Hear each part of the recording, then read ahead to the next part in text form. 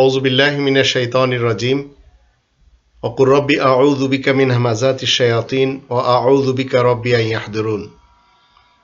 সম্মানিত দর্শক এবং শ্রোতাবৃন্দ, আপনাদের সকলকে জানাই আসসালামু আলাইকুম ওয়া রাহমাতুল্লাহ। রবের শান্তির রাজ্যে 1400 বছর থেকে যেসব আরব এবং অনারব ব্যক্তিরা যুদ্ধ করে মানুষ মেরে আসছে, কোরআনের দৃষ্টিতে তারা সবাই শয়তান এবং ইবলিস মানুষ কেমনে?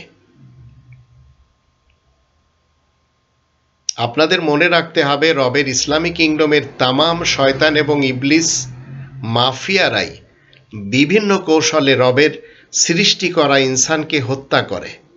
কেউ খুন করে, কেউ গুম করে, এইভাবে রাজনীতি করে চলেছে অতীতকাল থেকে। 95 নম্বর সূরা আত-তিন এর 4 নম্বর আয়াতে আল্লাহ বলেন, লাকাদ খালাকনাল ইনসানা ফি আহসানি তাকওয়িম। আমি তো ইনসানকে কত না সুন্দর করে বানিয়েছি। তো ইনসানের সৃষ্টিকর্তা হলেন আল্লাহ, কিন্তু ইনসান যখন ইনসানকে মারে, ইনসান যখন ইনসানের উপরে কর্তৃত্ব চালায়, ইনসানকে নিয়ে গুম খুন এবং হত্যার রাজনীতি করে, 95 নম্বর সূরা 3 এর 5 নম্বর আয়াতে আল্লাহ বলেন, সুম্মা রাদাদনাহু আসফালা সাফিলিন। পরে তাদের কর্মদোষের কারণে তাদেরকে অবনতির নিম্ন স্তরে পৌঁছে দিই। তো পৃথিবীর ইতিহাস আজ বলছে, অসংখ্য মোড়ল তারা বয়স পাওয়ার আগেই নিজ জাতির হাতেই মৃত্যুবরণ করেছে। কোরআনের দৃষ্টিতে সৃষ্টির উদ্দেশ্য কি? এটি 51 নম্বর সূরা আয-যারিয়াতের 56 নম্বর আয়াতে আল্লাহ বলে দিয়েছেন, ওমা খালাকতুল জিন্না ওয়াল ইনসা ইল্লা লিয়াবুদুন। জিন ও ইনস এদেরকে আল্লাহ সৃষ্টি করেছেন তার ইবাদতের জন্য।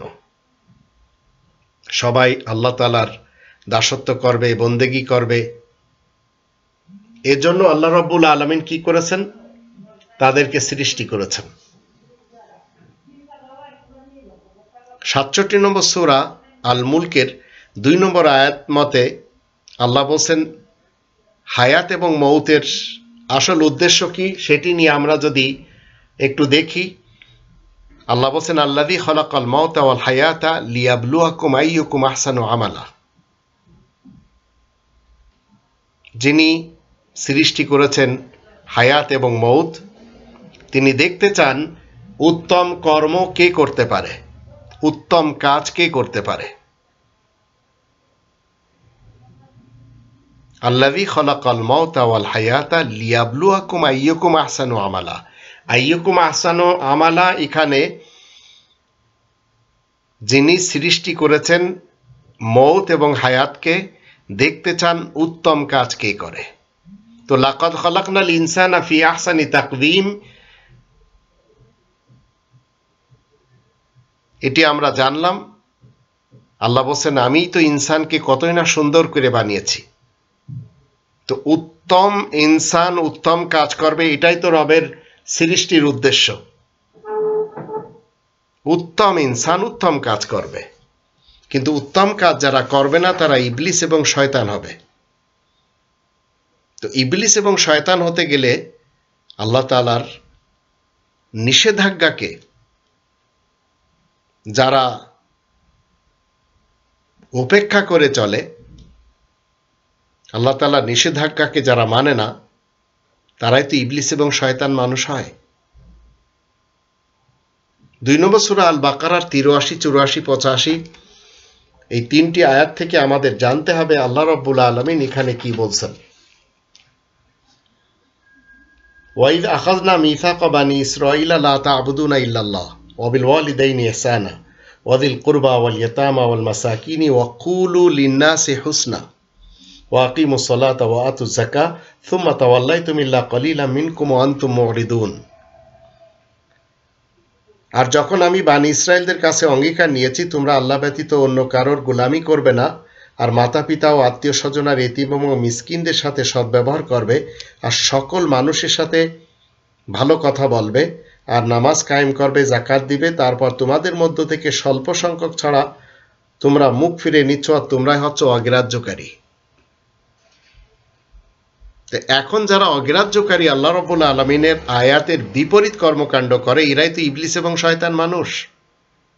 এর পরের আয়াতে আল্লাহ বলছেন 84 নম্বর আয়াতে, ওয়াইদা আখাযনা মিসাকাকুম লা তাসফিকুনা দিমাআকুম ওয়া লা তুখরিজুনা আনফুসাকুম মিন দিয়ারিকুম সুম্মা আকরারতুম ওয়া আনতুম তাশহাদুন।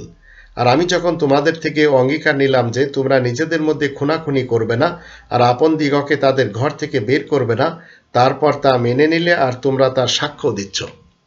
85 আয়াতে বলা হচ্ছে, সুম্মা আনতুম হাউলাই তাকতুলুনা আনফুসাকুম ওয়া তুখরিজুনা ফারিকাম মিনকুম মিন দিয়ারিহিম তাযাহারুনা আলাইহিম বিল ইসমি ওয়াল উদওয়ান ওয়া ইয়াতুকুম উসারা তুফাদুহুম ওয়া হুয়া মুহাররামুন আলাইকুম ইখরাজুহুম আফাতুমিনুনা বিবা'দিল কিতাবি ওয়া তাকফুরুনা বিবা'দ ফামা জাযাউ মান ইয়াফআলু যালিকা মিনকুম ইল্লা খিজিয়ুন ফিল হায়াতিদ দুনিয়া ওয়া ইয়াওমাল কিয়ামাতি ইউরাদ্দুনা ইলা আশাদ্দিল আযাব ওয়া মাল্লাহু বিগাফিলিন আম্মা তা'মালুন।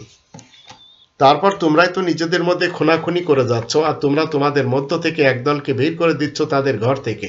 তোমরা তাদের উপর গুনাহের সাথে জুলুম প্রকাশ করে যাচ্ছ। আর যদি তোমাদের কাছে তারা কয়েদি হয়ে আসে তাহলে তোমরা ফিদিয়া নিয়ে থাকো, আর তা হারাম করা হয়েছে তোমাদের প্রতি তাদেরকে বের করে দেওয়া। তোমরা কি লিখিত আল কিতাবের কিছু অংশের সাথে ঈমান আনছো আর কিছু অংশের সাথে অবিশ্বাস করে যাচ্ছ? তাহলে তোমাদের মধ্য থেকে যারা এমন করবে তাদের প্রতিফল এছাড়া আর কি বা হতে পারে যে দুনিয়ার জীবনে রয়েছে অপমান, আর কিয়ামতের দিন তাদেরকে ফেরানো হবে কঠিন আযাবের দিকে, আর আল্লাহ বেখবর নন যা কিছু তোমরা করে যাচ্ছ। তো মানুষ মারা নিষেধ, এটি আমরা এই আয়াতগুলি থেকে জানলাম। ইবাদত বন্দেগী একত্রের করতে হবে, সকল মানুষের সাথে ভালো ব্যবহার দিতে হবে। এগুলি সব কোরআনের পক্ষ থেকে আমাদের কাছ থেকে নেওয়া আল্লাহ তাআলার অঙ্গীকার। তো মানুষ মারা নিষেধ কিন্তু 1400 বছরের ইতিহাস থেকে আজ 2022 সাল পর্যন্ত আমাদেরকে দেখানো হয়েছে। ওহুদের যুদ্ধ, বদরের যুদ্ধ, খন্দকের যুদ্ধ, খয়বারের যুদ্ধ, এগুলি সবই ইসলামের যুদ্ধ। অথচ ইসলাম থেকে আমরা জানলাম মানুষ মারা নিষেধ। আর এই যুদ্ধগুলি যারা ঘটিয়েছে তারা একদল ইসলামের লোক আর অন্য দল গায়ের ইসলামের লোক, এটিও আমাদেরকে শেখানো হয়েছে। আবার যারা সিফিনের যুদ্ধ করেছে, উস্ট্রের যুদ্ধ করেছে, জঙ্গে জামাল করেছে এবং কারবালার যুদ্ধ ঘটিয়েছে, তাদের মধ্যে একদল আরব মোহাম্মদ সাহেবের বিশেষ সাহাবা আর অপর দল পথভ্রষ্ট সাহাবা, এটিও আমাদেরকে শিক্ষা দেওয়া হয়েছে। তো যুদ্ধ মূলত আমরা কোরআন থেকে জানবো কারা করে এবং সর্বযুগে কারা করে আসছে। তো ইসলাম তো আমাদেরকে মানুষ মারতে নিষেধ করে, এটা তো আল্লাহ তাআলার অঙ্গীকার। অন্যদিকে আরেকটি রূপ কি দেওয়া হয়েছে, হিটলারের পক্ষে এবং বিপক্ষে যারা যুদ্ধ করেছে তারা সবাই ইহুদি খ্রিস্টান এবং নাস্তিক সমাজ। এটি মুসলমান, শিয়া, সুন্নি, সালাফি যারা রাইটার্স এবং স্কলার্স এরা সবাই বলে যাচ্ছে। তদ্রূপ 1947 সালে যারা পাকিস্তান বানাতে যে মেরেছে এবং মরেছে তাদের মধ্যে যারা হিন্দু এবং শিখ আর ইংরেজ ছিল তারা সবাই দোজখে যাবে। আর শিয়া মুসলমান, সুন্নি মুসলমান, সালাফি মুসলমান যারা মরেছে তারা সবাই জান্নাতে যাবে। আবার 1971-এ দুই পাকিস্তানের যুদ্ধে যারা মেরেছে এবং মরেছে তাদের মধ্যে যারা হিন্দু, বৌদ্ধ এবং খ্রিস্টান তারা যাবে সবাই দোজখে। আর পশ্চিম পাকিস্তানিদের মতে বাঙালিরা গাদ্দার, তাই তারা কেউ শহীদ না। আর বাঙালিদের মতে পশ্চিম পাকিস্তানিরা সবাই এবং যারা এদেশের রাজাকার, আলবদর আর আশামস এই সংগঠনগুলির মুসলমান, শিয়া, সুন্নি, সালাফি তারা সবাই দেশদ্রোহী বিধায় তাদেরকে ফাঁসি দিতে হবে এবং অনেকের দেওয়া হয়েছে। অথচ পূর্ব এবং পশ্চিম পাকিস্তানের সবাই সুন্নি মুসলমান, শিয়া মুসলমান, সালাফি মুসলমান এবং আরব মোহাম্মদ সাহেবের উম্মত। তো এই কোরআনের যখন আপনি 68 নম্বর সূরা আল কলামের 35 এবং 36 আয়াত দুটি পড়বেন তখন আল্লাহ কি বলছেন, আফানাজালুল মুসলিমিনা কাল মুজরিমিন, তাহলে আমি কি মুসলিম যারা নিজেদের ব্যক্তিত্বকে আল্লাহ তাআলার আইনের সামনে নুয়ে দিয়েছে, যারা শান্তির জীবনে পদার্পণ করেছে, তারা কি অপরাধীদের সমান হবে? আমি কি মুসলিমিনদেরকে অপরাধীদের মতো বানাবো? মা লাকুম কাইফা তাহকুমুন, তোমরা কেমন সব বিচার করে যাচ্ছ? তো ইতিহাস লেখকেরা যে যেভাবে লিখতে পেরেছে বলে গেছে, লিখেছে। আবার হিটলারের সাথে যদি আমরা দেখি, এখনো ইউটিউবে ভাসছে, মুফতি সমাজ ছিল, যে মুফতির ফতোয়ার কারণে ইহুদিদেরকে মরতে হয়েছিল এবং হিটলারকে ফতোয়া দিয়েছিল মুফতি আজম সেই জার্মানের, যে এদেরকে মারতে হবে। আবার 1971-এ পাকিস্তানের জেনারেলদের সাপোর্টে ছিল শর্ষিনার পীর আবু জাফর সাহেব, যার ফলে অগণিত হিন্দু নারীদের ধর্ষণ জায়েজ ছিল।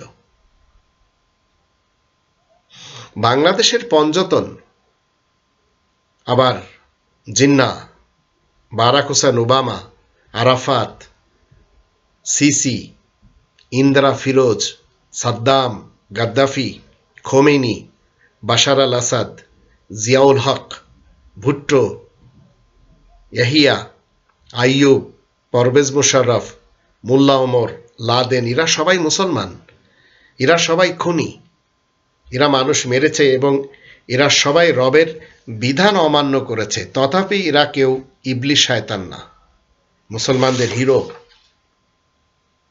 ইন্দিরা ফিরোজকে হিন্দুরা হিরো মনে করে, কিন্তু Hitler, Mao Tsetung, Gandhi, Nehru, Ashoka, Mussolini, Tony Blair, Bush, Narendra Modi, Aung San Suu Kyi, এরা সবাই সুন্নি মুসলমান, শিয়া মুসলমান, সালাফি মুসলমানদের দৃষ্টিতে ইবলিস এবং শয়তান, কারণ এরা মানুষ মেরেছে। ওরা মেরেছে, কিন্তু ওরা মুসলমান, তাই ওদেরকে কেউ ইবলিস শয়তান বলছে না। আবার এই মুসলমানদের দৃষ্টিতে আরএসএস অমুসলিম, আর ইখওয়ানুল মুসলিমিন, Hezbollah, Hamas, Boko Haram, লস্করে Taiyaba, Taliban, Harkatul জিহাদ, হরকতুল মুজাহিদিন, লস্করে জঙ্গি, লস্করে মোহাম্মদ, সিপাহে সাহাবা, সিপাহে মোহাম্মদ, এরা সবাই পবিত্র যোদ্ধা, এরা হচ্ছে হলি টেরোরিস্ট। অথচ এরা সবাই পৃথিবীতে ইহুদি, খ্রিস্টান এবং হিন্দুদের গোলাম। তো এখন আপনি কোরআনের 3 নম্বর সূরা আলে ইমরানের 139 আয়াত যখন দেখবেন, তখন আপনাকে বুঝতে হবে যে কোরআন সত্য আর এরা সবাই মিথ্যা। আল্লাহ বলেন, ওয়ালা তাহিনু ওয়ালা তাহজানু ওয়া আনতুমুল আলাউন ইন কুনতুম মুমিনিন। 3 নম্বর সূরা আলে ইমরান এর আয়াত নম্বর 139-এ আল্লাহ রাব্বুল আলামিন কি বলছেন? তোমরা নিরাশ হবে না, দুঃখ করবে না, তোমরাই তো জয়ী থাকবে যদি মুমিন হয়ে থাকো। তো পৃথিবীতে মুসলমান, শিয়া, সুন্নি, সালাফি, এরা সবাই পরাজয় হয়ে আছে। তো কোরআন সত্য আর এরা সবাই মিথ্যা, কারণ এদের ভাগ বাটোয়ারা ঠিক না। এই আয়াত সত্য, তাই ওরা সবাই মিথ্যা। কারণ এরা যদি সত্যবাদী হতো, এরা যদি মুমিন মুসলিম হতো, তাহলে পৃথিবীর উপরে জয়লাভ করত, যেটি আল্লাহ বলছেন এই আয়াতে। আর আল্লাহ তাআলার আয়াত কখনো মিথ্যা হতে পারে না। আল্লাহ তাআলার আয়াতকেই আপনি কোনোভাবে চেঞ্জ করতে পারবেন না। তাহলে বোঝা গেল এই মুসলমান, শিয়া, সুন্নি, সালাফি, এরা কেউ মুমিন না, যার ফলে ওরা জগতে জয় না, এরা পরাজয়, এরা দাস। এদের সকলের সম্পর্ক 5 নম্বর সূরা আল মাইদার 64 নম্বর আয়াতের দৃষ্টিতে ইহুদিদের সাথে। আসুন তারা কি করে? যুদ্ধের আগুন জ্বালায়। এটি 5 নম্বর সূরা আল মাইদার আমরা 64 আয়াত থেকে দেখে নেব। এখানে বলা হচ্ছে, ওয়াকালাতিল ইয়াহুদু ইয়াদুল্লাহি মাগলুলা গুল্লাত আইদিহিম ওয়া লুইনু বিমা ক্বালু বাল ইয়াদাহু মাবসুতাতান ইনফিকু কাইফা ইয়াশা ওয়া লা ইয়াজিদান্না কাসীরাম মিনহুম মা উনজিলা ইলাইকা মির রাব্বিকা তুগয়ানা ওয়া কুফরা ওয়া আলকাইনা বাইনাহুমুল আদাওয়াতা ওয়াল বাগদা ইলা ইয়াউমিল কিয়ামা কুল্লামা আওকাদু নারান লিল হারব আতফা আল্লাহ ওয়া ইয়াসআউনা ফিল আরদি ফাসাদা ওয়াল্লাহু লা ইউহিব্বুল মুফসিদিন। ইহুদিরা বলে আল্লাহ তাআলার কুদরত বন্ধ হয়ে গেছে, প্রকৃতপক্ষে তাদের হাত দুটি যে বন্ধ হয়ে আছে। আর এমন কথা বলার দরুন তাদের উপরে অভিশাপ রয়েছে, বরং আল্লাহ তাআলার কুদরতই তো প্রশস্ত রয়েছে, নিজের ইচ্ছা মতো খরচ করেন। আসলে তোমার রবের তরফ থেকে যা নাজিল হয়েছে তাতে ওদের মধ্যে অনেকেরই দুষ্টামি, অবাধ্যতা বেড়েই চলেছে। আমি তাদের মধ্যে পারস্পরিক শত্রুতা, হিংসা, বিদ্বেষ কিয়ামত পর্যন্ত স্থায়ী দেখতে পাচ্ছি। এই ইহুদিরা যখনই যুদ্ধের আগুন জ্বালায় আল্লাহ তা নিভিয়ে দেন। এরা তো দুনিয়ার বুকে অশান্তি গোলযোগের জন্যই সচেষ্ট রয়েছে। আল্লাহ তো গোলযোগ সৃষ্টিকারীদেরকে মোটেই পছন্দ করেন না। তো কুল্লামা ওকাদু নার আলিল হার্ব, এই কাজটি ইহুদিরা শুরু জগৎ থেকে করে আসছে। আর এটি আল্লাহ তাআলার ফয়সালা। আল্লাহ তাআলার ফয়সালা you can not be change. তো রবের শুকরিয়া যদি আমি আদায় করতে পারি, কৃতজ্ঞতা প্রকাশ করতে পারি, তাহলে আপনাকে এবং আমাকে আল্লাহ রাব্বুল আলামিন সবসময় কি করবেন? রহমত বাড়িয়ে দিবেন।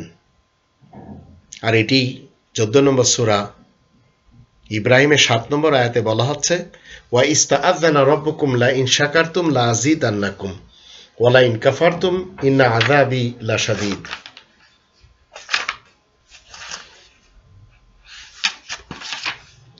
তোমাদের রব যখন তোমাদেরকে সতর্ক করলেন, তোমরা যদি কৃতজ্ঞতা প্রকাশ করো তাহলে নিশ্চয় আমি সহযোগিতার হাত বাড়িয়ে দিব, আর যদি অকৃতজ্ঞ হও, নাফরমানি করো, তাহলে জানবে আমার শাস্তি বড়ই কঠিন, এ কথা সত্য সুনিশ্চিত।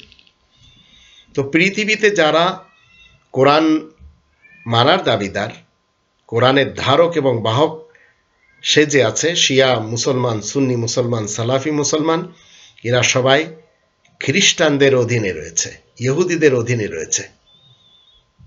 তো পৃথিবীর ইতিহাস আজ আমরা দেখতে পাচ্ছি, যুদ্ধের আগুন সর্বদা যারা জ্বালাচ্ছে এরাই তো সবাই আয়াতের বিপরীত কর্মকাণ্ড করে চলেছে। যারা মানুষ মেরে চলেছে এরাই তো সবাই ইবলিস এবং শয়তান মানুষ। তো আপনাকে আমাকে এতগুলি আয়াতের মাধ্যম দিয়ে জানতে হবে 1400 বছর থেকে আজ পর্যন্ত এই খুনিরা কখনো মহামানব হতে পারে না, এই খুনিরা কখনো বড় বড় নেতা, বড় বড় লিডার, বড় বড় মোড়ল হতে পারে না। কিন্তু এদেরকে, এই ইবলিস এবং শয়তানদেরকে তাদের নিজস্ব মিডিয়া বড় বানিয়েছে, কোরআন বানায়নি। তাই আল্লাহ রাব্বুল আলামিন 2 নম্বর সূরা আল বাকারার 208 নম্বর আয়াতে বলে দিয়েছেন, ইয়া আইয়ুহাল্লাযীনা আমানু উদখুলু ফিস-সিলমি কাফা ওয়া লা তাত্তাবিউ খুতুওয়াতিশ শাইতান ইন্নাহু লাকুম আদুউম মুবিন। তোমরা যারা ঈমান এনেছো শোনো, তোমরা সবাই শান্তির ছায়াতলে পরিপূর্ণরূপে প্রবেশ করো। শয়তানের পদাঙ্ক অনুসরণ করবে না, নিশ্চয় সে তোমাদের প্রকাশ্য শত্রু। তো এই শয়তান আর এই ইবলিস, নেতা নেত্রী এবং কর্মীরা কি করে? মানুষ মারে। আর মানুষ মেরে এরা হিরো হয়। তাই অনেকে এদেরকে হিরো বলে এবং অনেকে এদেরকে মহামানব বলে। এরাই যুদ্ধ বাঁধায় আর এরাই হয় ইহুদি।